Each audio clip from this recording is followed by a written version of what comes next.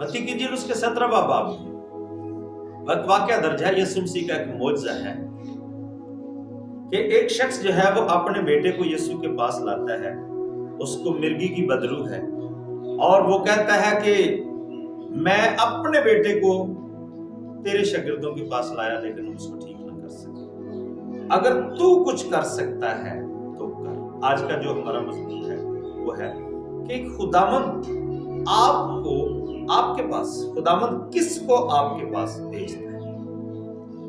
इन शागिर्दों के पास एक ऐसे शख्स को भेजा गया जिसमें मिर्गी की बदरू है लेकिन वो उसे निकाल ना सके। और मैं आज आपके साथ इस बात को शेयर कर रहा हूं कि अगर खुदावंद की ये मर्जी है कि हमारे पास कोई अंधा आ जाए, हमारे पास कोई बदरू गिरफ्त आ जाए, हमारे पास कोई गूंगा आ जाए, हमारे पास कोई अपाहज आ जाए, कोई मफलूज आ जाए, खुदावंद की मर्जी है, तो हम क्या करेंगे?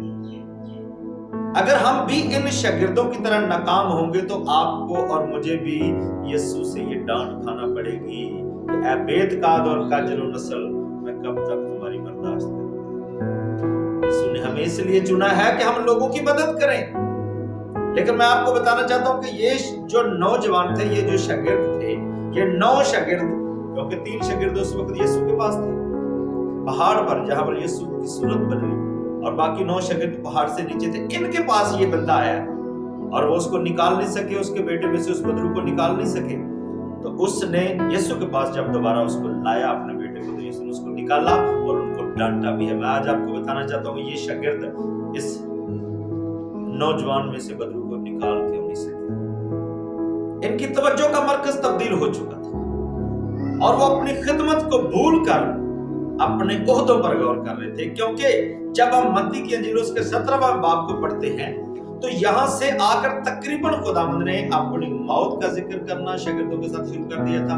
इब्ने आदम पकड़वाया जाएगा, गैर कौमों के हवाला किया जाएगा, पकड़वाना शुरू कर दिया, यानी जिक्र करना शुरू कर दिया। और शागिर्दों ने यह सोचना शुरू कर दिया था कि खुदावंद तो अब आसमान पर उठाए जाएंगे, तो उसके बाद हम में से बड़ा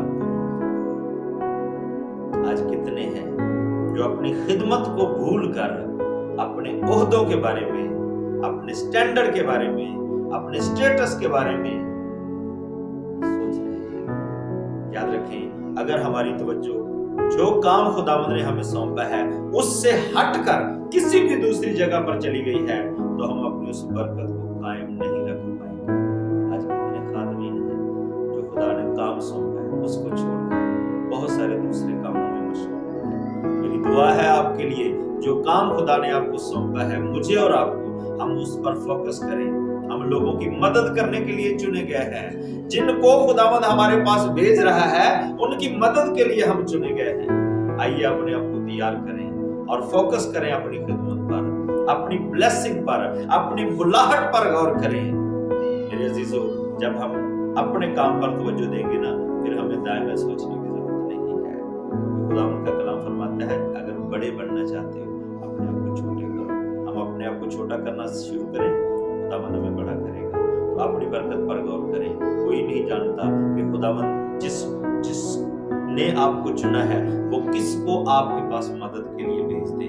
आपने उसकी मदद करनी है और उसकी मदद के लिए तैयारी करनी है। सो खुदावंद आपको बरकत दे। अपने विजन पर, अपनी बुलाहट पर गौर करें और कायम रहें।